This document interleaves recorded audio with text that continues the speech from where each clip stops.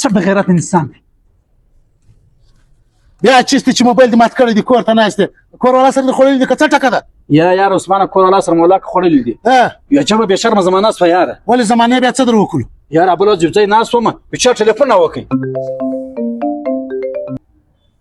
السلام علیکم وروره وعلیکم سلام ورور جانه دوستي مې زړه سره غوښتي زموږ د کور زنانې سکر درغلي وې نجلۍ کتلې وه نجلۍ خوښه سوې وه او ته څه وایې زموږ د کشني ورور لپاره زموږ سره دوستي کوې که نه را سره کوې خدای به خیر کړي خدای به خیر کړي ته څو خبرې کوې ورور جانه د اشرف اکا زوی یم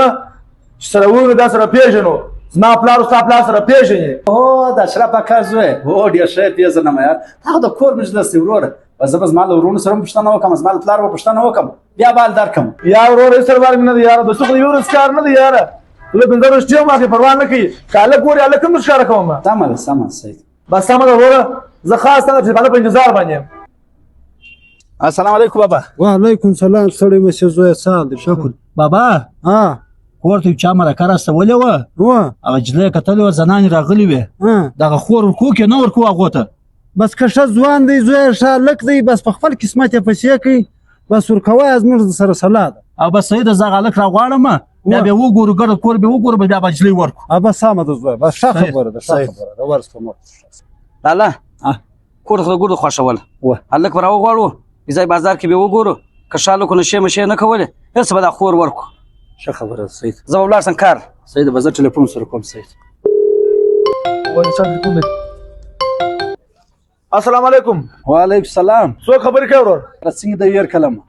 د خور ته پارس د رشته راستوي ګو زردار خان مې جمهور هغه سړی یم او زردار ته ښه د چې باندې پناه کړی د رشتې دپاره د مرکه راستولې وه زموږ د ګډه کور خوښه ده د دې چمکه داسې هلک راوله په یوه هوټل دا زما او زما ورور به وګورو بیا به رشته سره وکړو او وایي زرداد خان زما که سیاره ویله چې ما ته مرکه کړې وه د ورور دپاره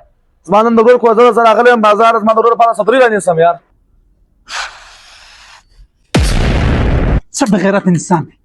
دا اوس پښتو زده ماته وکړه په پښتانه کې دا رقم مجلس چا او چا ده کړی دی لا زرداد خانه دا خو نو ډېر د کمسل سړي کار یې کړی دی دا که څه پښتانه په خښته کې ولاکه چا کړی بل دا سړي چې د تا سره کار کړی ډېره سخته نجات ملګرو دا میسیج به مې کتلی ستا دا رقم منجاریان ستا زموږ پښتنو په معاشره کې چې په ګاډۍ کې زنانې کښېني یوه کلي بل کلي له بل کلي له بس ورکښته کې د خلکو خوندې ګوري یا لوڼې ګوري واته ځای رشته ور واستوي ورکوزده بیا بل ځای وکړي مګر زموږ پښتانه دا رقم نه و غیرتي پښتانه به دا رقم و چې یو ځای به یو رشته د چا کره ور واستوله د ها ساعته به هغه رشتې ته ناست و د څو برې به د هغه و د ها او د نه جواب ولرالی بیا به بل ځای رشته کوله نو دا ویډیو زه خواست درته کوم ور واستوئ دا رقم منجاریان له چې دا دنده په پښتانه کې چا نه ده کړې چې شپږ ځایه اووه ځایه مرکې استی او هغه خلک جواب نه یې درکړی ورته بیا بل ځای کوزده کړی ضرور دا ویډیو در سره شیر کړئ چې د دا تر منجاریانو پورې ور ورسېږي